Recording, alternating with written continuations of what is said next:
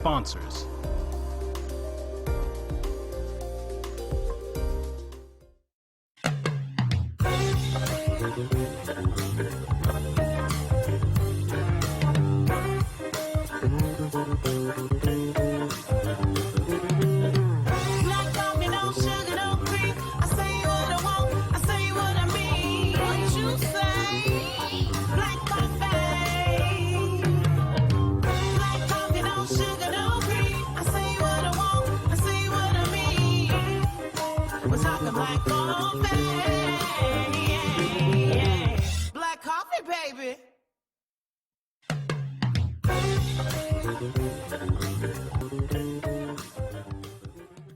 Hello, Detroit. How are you doing on this Monday evening with this schizophrenic weather that we have? This is crazy. Like, it was a snowstorm yesterday, and I was driving my godson home. My great-nephew home. It's sleet, snow, and everything. And then I come up today, it's just sunshine, and I don't get it. But anyway, how are you doing? You've tuned in to Black Coffee, excuse me, no sugar, no cream, straight talk with Valerie. And I have in the studio with me today, Bridget Brown Jackson.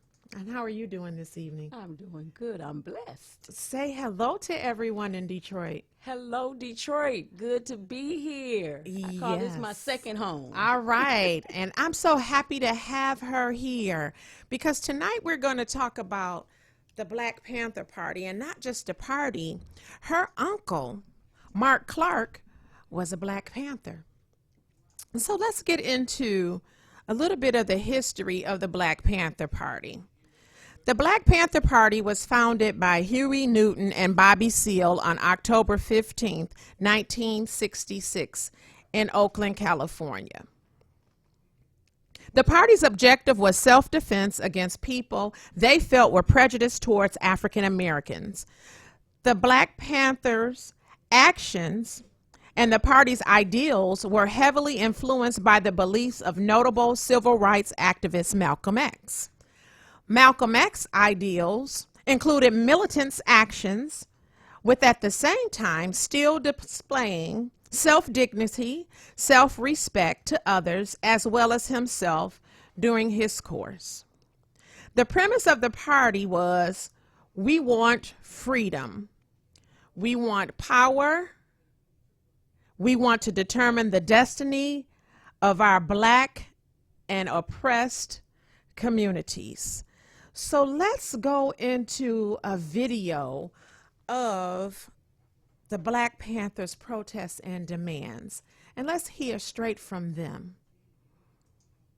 Let's get into the inner workings and the meaning of this. Let's get into the inner workings and the meaning of a black revolution and why black people have a right to take what's theirs.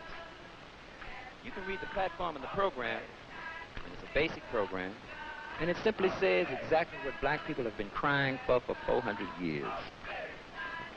One, we want freedom. We want power to determine the destiny of our own black communities. Two, we want full employment for our people. Three, we want decent housing fit the shelter of human beings. Four, we want an end to the robbery of the black community by the white racist businessmen. Five, we want decent education that teaches us about the true nature of this racist, decadent system.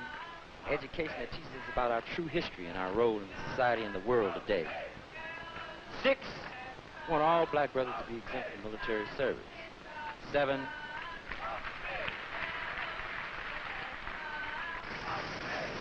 we want an immediate end to police brutality and murder of black people. 8, we want all black brothers and sisters held in federal, county, state, city, jails, and prisons to be released because they have not had a fair trial. They've been tried. They've been tried by all white juries who have no understanding of the average reasoning man in the black community. Number 9, this is where Brother Huey is being caught. We just want the courts to make sure we have peers on the jury of people from the black community as defined by their jive constitution, the so-called United States. 10, summary with the major political objective. That is, we want land, bread, housing, clothing, education, justice. We want peace. Major political objectives. We want a black plebiscite.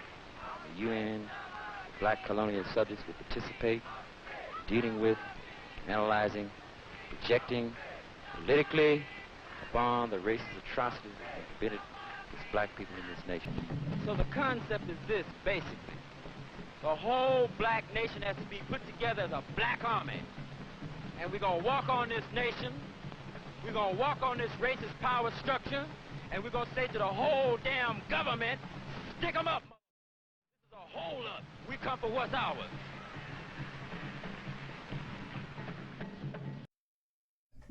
So we heard that clip from the Black Panther Party to hear from them actually what their demands were for the community, better education and other things. But let me break this down for you and read. They had a 10-point plan, but I'm going to read a couple of the points that I felt out of their whole plan that I read that I felt were pertinent. And we keep talking about a black agenda and all of these other things. We don't need another agenda. The blueprint had been laid. We can take this one right here from the Black Panther Party. So, no party member can have narcotics or weed in his possession while doing party work. Any member found shooting narcotics will be expelled from this party. No party member can be drunk while doing daily party work. No party member will use, point, or fire a weapon of any kind unnecessarily or accidentally at anyone. No party member can join any other army or force other than the Black Liberation Army. And I did a little research on that, and that's because they had a lot of things in common. No party member can have a weapon in his possession while drunk or loaded off narcotics or weed. No party member will commit any crimes against other party members or black people at all, and cannot steal or take from the people, not even a needle or a piece of thread. When arrested, Black Panther members will only give their name, address, and will sign nothing. Legal first aid must be understood by all party members. Basically, they knew how to be arrested because they knew that they would be, and they knew how to be arrested, and they were trained. When arrested, everyone in a leadership position must read no less than 2 hours per day. 2 hours per day to keep abreast of the political situation and the things that's going on in the community. Yes. And our kids play on these games 10 hours a day, but each member could only they had to read 2 hours per day. No chapter or branch shall accept any grants, poverty funds, money, or any other aid from any government agency without contacting national headquarters, because they wanted self-sufficiency. Yes. They didn't want all of the handouts from the government because they knew that that would keep us in poverty, and they didn't want that. No. Turn everything in that you capture from attacking the enemy. Now that we have covered the history of the party, we're going to talk about an unsung hero of the movement, because I know most often you hear about the Fred Hampton, and I saw when I was researching a lot about his girlfriend who was pregnant and shot, and they don't mention your uncle's name as much, but he was there. Yes. He was there in the apartment building with Fred Hampton at the time. Yes. So let's watch this video clip that I found from your family's official page. Yes. And we're going to go into a little bit about your uncle, the unsung hero of the Black Panther movement, Mark Clark.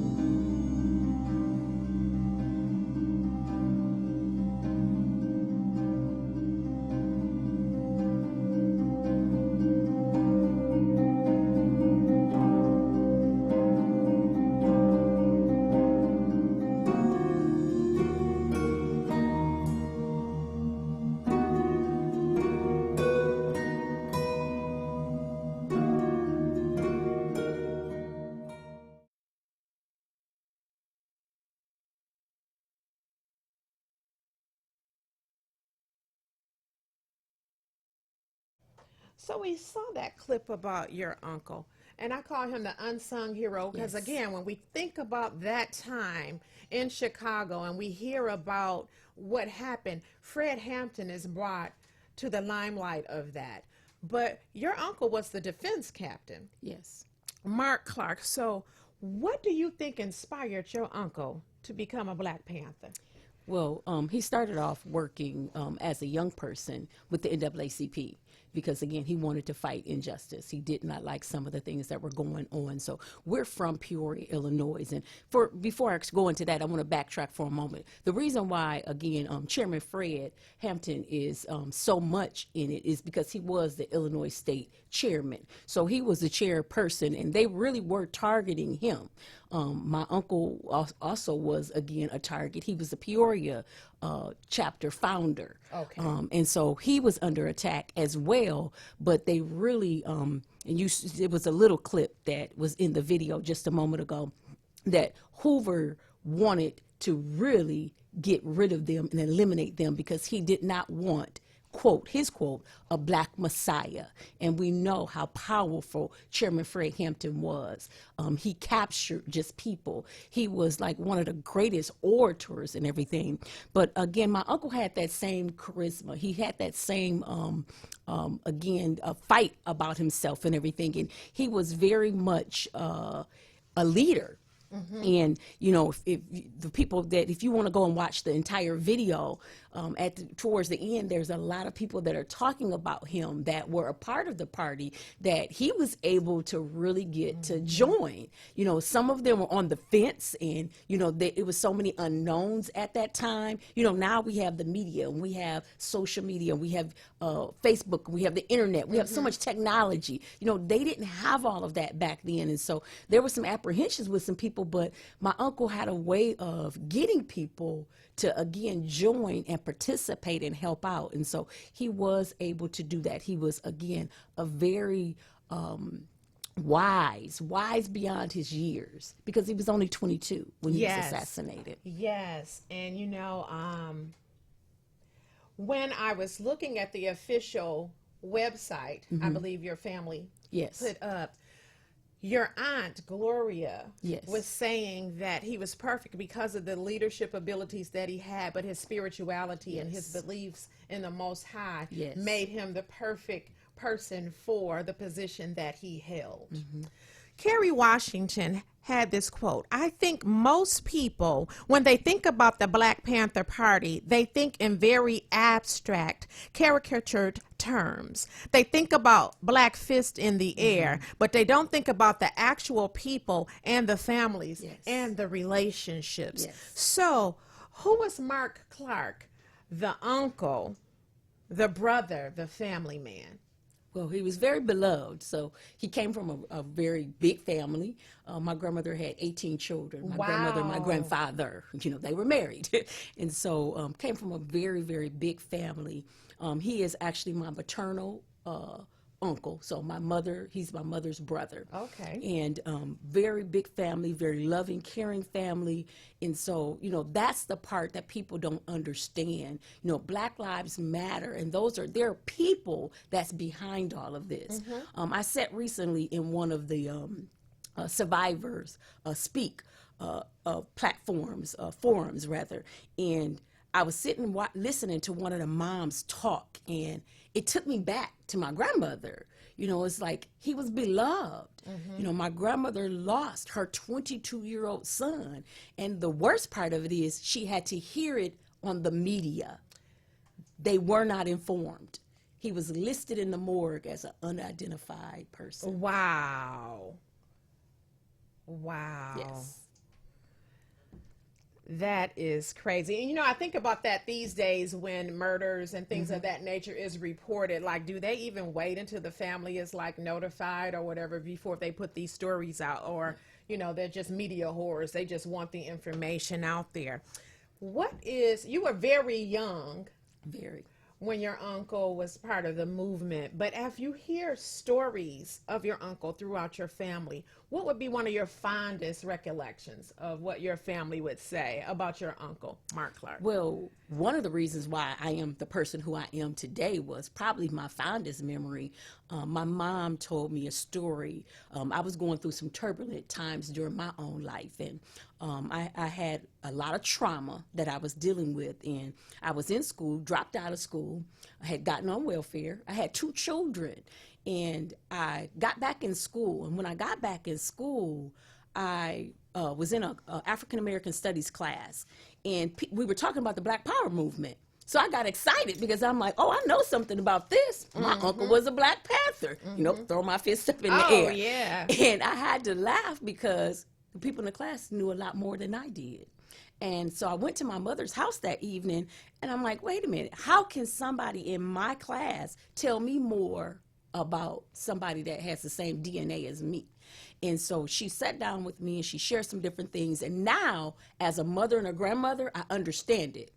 Our family was so traumatized by the event and then the long drawn out court case, because it was on record at that time the longest court case in U.S. history.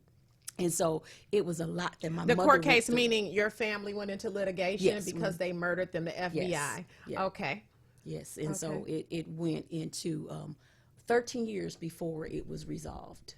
And it still wasn't resolved because none of them ever served time, and they were not held accountable for what they did.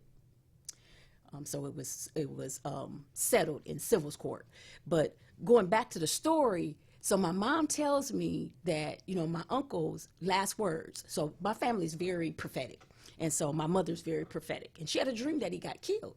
And so she went to him and said, please don't go back to Chicago. He had come home. He was in Peoria at the time. And she said, please don't go back. And he said, I have to go back. I know my life is on the line, but I have to do this. And at the time, my cousin and I was 3 and my cousin was a little bit over 1. We were playing in the floor like children do. And he said, I have to do this for them. And he left and literally was killed weeks later. And that resonated with me. I stopped being immature. I stopped being a college dropout. And today I have 3 degrees. And I owe that to my uncle. Yes. I didn't know him. Again, at 3, I have no recollections, but I carry him with me everywhere I go. I went from being a biology major to an education major. I changed my whole life because of the story my mom told me when I was in college. So it really made an impact. But there's lots of family stories talking about how, you know, funny he was, a loving, caring person he was. He didn't play, though. He didn't play about picking with his siblings or anything. He could box. He was very artistic, very eloquent with speaking, loved all of my family. They're very talented in talking. As you can see, I got it too. Hey, I'm a PK. I talk a lot also. And they were PKs. So my grandfather was a pastor and a district elder. So, you know, it was, something else growing up in their household. Well, one thing I can say and tell my listeners, he influenced you because you have a book. Yes. Can I see your book? Uh-huh. That you wrote. Your book called Panther in the Sky. So, tell us a little bit more about Panther in the Sky. Okay. So as I said, I was in college and, you know, found out some things. And then I started studying. After I had the conversation with my mother, I graduated 2 years later. And when I graduated, I landed a teaching job. So I'm an educator by trade. I landed a teaching job, and I started a writing club in the school district I was working with. And so I wanted the children to know how to write. So I said, well, I'll write a story. And then I came up with the idea, I'll write a story about my uncle. So I actually wrote this book 25 years ago. Wow. And just recently published it last year. So it was 26 years ago now. And published it now. And the beautiful thing about it is my illustrator was one of my students in that writing club 26 years ago, and I was showing him how to write. So he did my illustrations for me. And so Panther in the Sky is a story about a mom telling her daughter about Uncle's story. And so it was my way. At the time, my daughter was just born, my youngest daughter, and my older two children. I had started telling them about my uncle because I didn't want his legacy to be left out. Absolutely. As you said, we hear a lot about some of the other Panthers, but, he's mentioned, but he's almost like an asterisk sometimes. He's an unsung hero. And I wanted to make sure his legacy always stayed there. And so I wrote Panther in the Sky to honor him. My manuscript was messed up. It got messed up in a flood. I had a home flood, and it was messed up. Life happened. Didn't ever come back to it. My daughter wrote a book about 12 years ago, and I said, I'm getting my paperback out. I'm gonna write my book. Life happened again. I didn't do it. Last year was the 50th year celebration. December 4th of 2019 was 50 years. I said I would not. I refused. In 2018, I came back to it and said it has to come out this year to honor him. And so we had a big 50th year commemorative celebration tribute, and Panther in the Sky came out of that. So it's very child friendly. Don't go into details about, some of the things, but enough that the children will know that the Black Panthers weren't enemies. They were the people's people. And it was propaganda that told otherwise because they had a great agenda. Absolutely. That's a perfect segue because the Black Panther Party did a lot of things. They had clinics. They fed the poor. Yes. They gave away clothes. So I'm going to read this excerpt. The government would soon start to ridicule the party and also use the COINTELPRO, which is an acronym for Counterintelligence Program, which at many times was illegal actions by the FBI, which came out when the Panthers brought that to the forefront, that what they're doing is illegal, and you alluded to the case. Yes. That was brought about. They raided the Black Panthers office, and many party members were harassed through phone tapping. Party movements in Chicago, such as food provisions, were burnt down. The FBI's actions would also start to become violent on December 4th, 1969, when the police forcefully entered Black Panther Party members Fred Hampton's home while he was sleeping, when at the time with his pregnant girlfriend, and murdered him and your uncle, Mark Clark. Yes. And so one of the things that you just said in there when you talked about the programs that they had, so they were about the survivor programs. And again, they were a target because, again, Chairman Fred Hampton was so powerful with his influence, with his voice, that he could bring and generate stuff that other people hadn't been able to do. So again, he definitely was a target. We call her his widow. His widow, she goes by the name of Injury now. Back then, it was Deborah Johnson. And so she still keeps this going.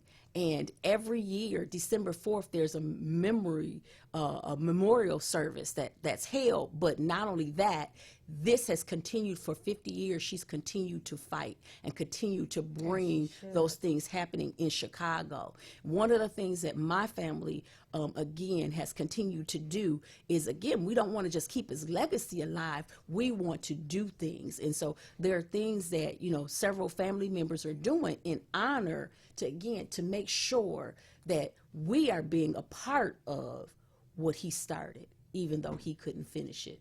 Because again, at 22. Yeah, very 22. Young, but definitely a lot of energy and empowerment. And it's almost like he was walking in his truth. Yes. As he said when he was leaving the home, I'm doing this for them. Now, with all of the free clinics and giving away the food and the other things that they were doing within the community, I also heard in a documentary that they went to the church. And I don't want to get on the church need to do more bandwagon. Because that soapbox, I'll be on it all night. However, what was interesting, a lot of churches were afraid or refused to actually be a part of what your uncle and Fred Hampton were trying to do. But they did find this one church that agreed that, yes, we will pass out the food, etc. And pressure from the police department, FBI, and other people in that church ended up backing out. So with that happening, and also the death of your uncle and Fred Hampton, How do you feel that impacted? Because again, these people are rallied around. They're excited. You know, we have these parties all around the country. Huey Newton, Bobby Seale, your uncle Fred Hampton, all of this stuff going on, and then all of a sudden it's gone. What impact do you think that had? Oh, I think it had a major, major impact. As I said, I'll be nice with my words today, but This black coffee, you Hoover- don't have to. Hoover. Well, I can't say those words. Oh, I shouldn't even okay. be thinking them. I'm a minister of the gospel. But anyhow, Hoover, with all of his scrupulous tactics, and scrupulous can't even, define how ruthless he was. Again, it had to be stopped because what they were doing was so out of the box and unorthodox and ready. People were ready for this. We had lost Martin Luther King. We had lost Malcolm X. And so it was time for a new movement to come on board. And matter of fact, on the back of my book, I have on here, I say, it was the most influential civil rights group. But they weren't just any ordinary civil rights group. They really believed in, we're going to hold you accountable. And so that's one of the things that, again, when I just recently attended one of the Survivor Speaks forums, I was, just appalled at hearing some of the stuff that we still have prosecuting attorneys doing. We still have judges doing. We still have state's attorneys doing. This was happening 50 years ago. They not only lied, but they did so much manipulation, paying people. How much is somebody's life worth?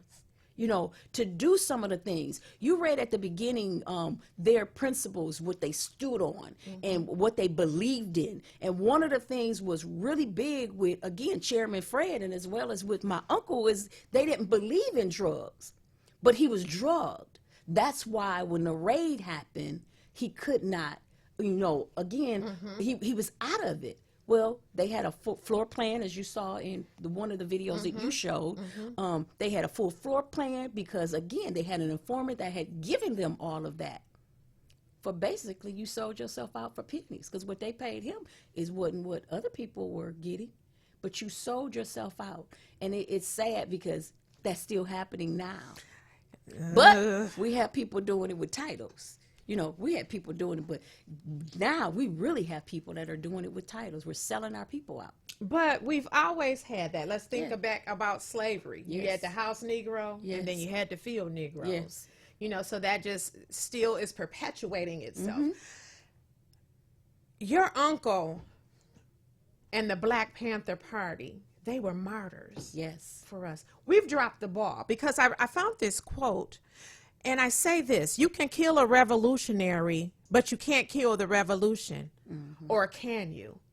And I say yes, because we have dropped the ball. Yes. We have dropped the ball. And when people kept saying, what's the black agenda? And I hear, some people that I hold in high esteem, Roland Martin, Yes. and some of the other people talking about the black agenda. We don't need one. If we want to be militant about this thing, we have what the Black Panther Party has put together. Exactly. And see, most people look at the Black Panther Party like it was a gang and they just wanted to go out and kill. No, they wouldn't kill. They weren't going to take anybody's BS, but it was about empowerment. It was about having freedom and being free, because freedom is not free. It always costs. Yes. And your uncle and Fred Hampton, they paid the price. It's still some Panthers in jail. Yes. Today. 50 years they've been in there, like they murdered somebody. Yes. Well, a couple did kill a couple of police officers, but it's still some that's in jail, right? You can kill the revolutionary, but you can't kill the revolution. Or can you? And I say yes. I say yes. I believe And if we were able to talk to them, that they would come back and say that they were highly disappointed. Oh, absolutely. Yes, and where we're at, our mobility, our again ineffectiveness to collaborate, to work together, to again get out of personal agendas, and we're not involved whatsoever with the bigger idea. One of my favorite people to read and to discuss and to talk is Claude Anderson. and Dr. Claude Anderson, and he talks about, again, if we're going to, as a Black community, get together, we have to have code of ethics. We have to have some things, and again, a lot of that is lost because it's about me, myself, and I. So listen to this. The Black Panthers, who officially ceased to exist in 1982, seem to have become posthumously fashionable in the past few years. The opening sequence of the Black Panther movie is set in a public basketball court in downtown Oakland, which is a strong allusion to the foundation of the party that took place in that same location in 1966. And then Beyonce stunned the nation with her 2016 Super Bowl homage replete with black leather jackets, berets, and raised fists. Behind this veneer of public flirtation with the Panthers, there is very little public discussion about the 1970 upheaval and the aftermath. There are many people who will talk about the injustice in this country, but only a few will do something about it. Yes. Which are you? That was a quote from your uncle. Yes, I was going to say that's his quote. Yes, it is. Yes. So, why do you think people are so mesmerized by what the Black Panthers stood for, but don't take the steps to implement their practices or to stand firm on their beliefs or to try to come together in our community? Why do you think that is? It goes back to what I just said. I believe, we've gotten comfortable. And I'll have to admit, for a while, I was in my comfort, as well. I would educate. I was a teacher for 10 years and a principal for 16. And I would teach and educate. I even have a museum, that I would go around to schools that I was in, and I would bring all those materials and things in.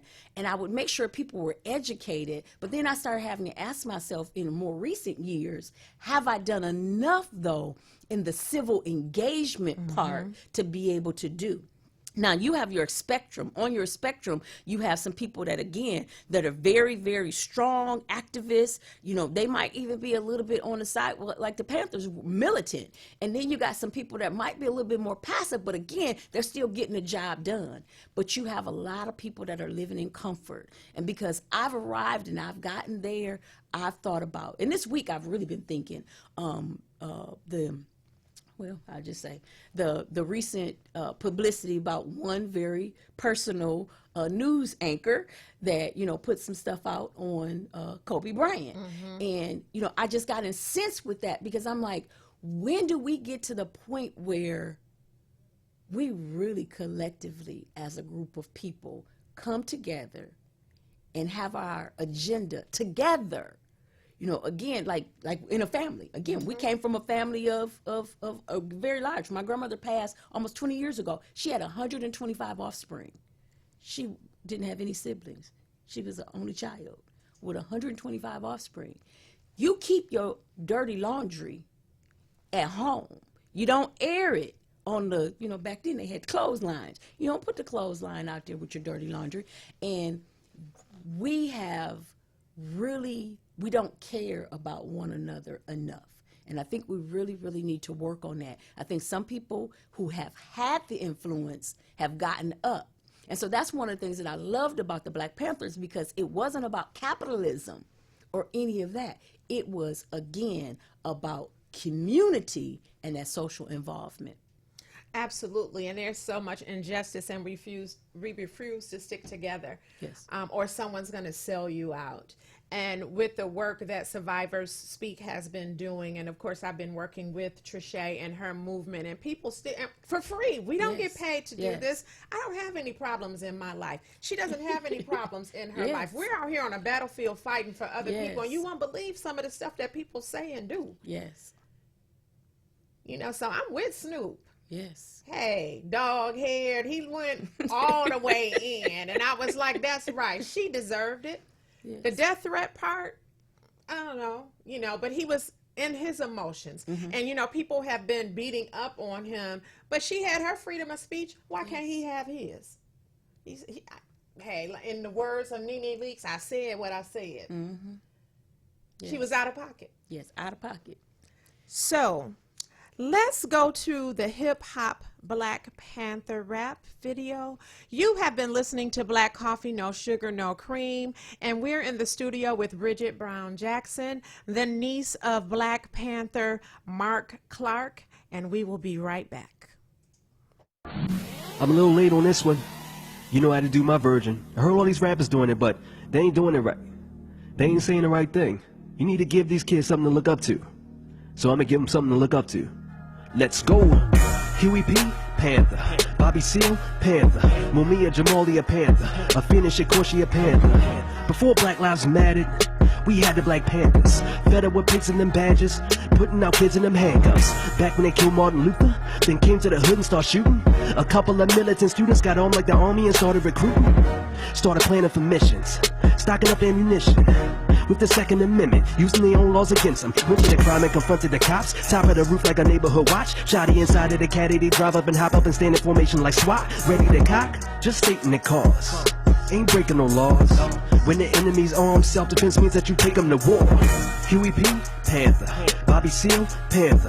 Mumia Jamalia, Panther. A Phoenix Koshia, Panther. Bobby Hutton, Panther. Eldridge Cleaver, Panther. Fred Hampton, one of the Panthers, killed in a government scandal. J. Edgar Hoover approved a new movement, the movement on Huey P. Newton, that they call COINTELPRO, a counterintelligence program that caused some confusion. Started framing the innocent on secret missions, infiltrating meetings and leaving no witness. When they start sneaking into your house, that's when it's time to start shooting. Lose now leaders, who wanna lead us? Some go to Cuba, some go to Jesus, some go to prison. Lost in the system, Mumia Abu Jamal need a new witness. Gotta remember, Panthers a symbol, fist in the air, at the Olympics, black leather coat, hand on the pistol. The Panthers more than a comic book hero. Listen, it's no different today. The cops are still killing away.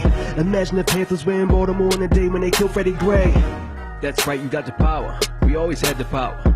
You gotta stand up for what you believe in and fight for it. Huey P, Panther. Bobby Seale, Panther. Fred Hampton is one of them Panthers. Mumia Jamalia, Panther. Bobby Hutton, Panther.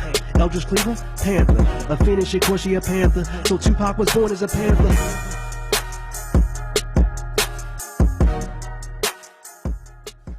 So, this is another one of your uncle's quotes. The white man did create the problem, but it's our problem to solve. Yes. We were talking a little bit on the break about the root cause of this problem, because when we moved out of slavery, Yes. we were into segregation. And I too believe that desegregation hurt us. It wasn't for our good. It was by design, and it hurt us. It broke up that sense of community that we had, because we had everything in our community, and that fear factor gets in. You know, in 1926 Tulsa, Oklahoma, when they blew up Black Wall Street. So anytime we would try to build, something would happen. The FBI got in, broke down the movement with your uncle, broke up Black Wall Street. Desegregation hurt us. Yes. And we're still divided in a lot of ways. And like I said, I read that Facebook post and I believe it. If the mothers and fathers, a lot of them know what their kids are doing. They know that they're trying to secure the bag the wrong way. They know that they have these firearms, some in their house. The dope is in their house or whatever. If every parent, I don't care how old your kid is, if you go out and get your son off the street corner with the dope, go out and take the guns from your son, go get your daughter off the stripper pole or whatever, be a parent. Yes. We can stop a lot of the problems. We can stop a lot of the problems. Be a parent. Yes. So, you spoke about J. Edgar Hoover. He called the Black Panther Party the greatest threat to internal security of the country. Yes. And he wanted to diminish the power, and he did, by any means necessary. By any means necessary. Even through death. And nothing happened. No. I recently went to Washington, D.C., and as I was talking before the radio broadcast came on, and I was saying, for some reason, 2019, I got really emotional about all of this. But I had to realize that I'm a mother. Not only am I a mother now, I'm a grandmother now, and I started feeling my grandmother's pain. And so I was in Washington, D.C. Last year for around spring break time. My husband and I, we went to go do some research before the book came out. And Was that at the New African American yes, Museum? we went to go visit the New African. So while we're walking to get there, because we parked in a structure a ways, we walked past the Hoover building, and I got in my emotions. I said, he has the audacity to still have a building with his name on it, and they know his legacy. And we're still fighting for people to have things that have come from the black community that have done so many great and extraordinary things. He tried to literally take away everything that Martin Luther King left here. You know, it's sad. It's just really, really sad. Oh, you think that's sad? You give a known racist bigot the Medal of Freedom on Rosa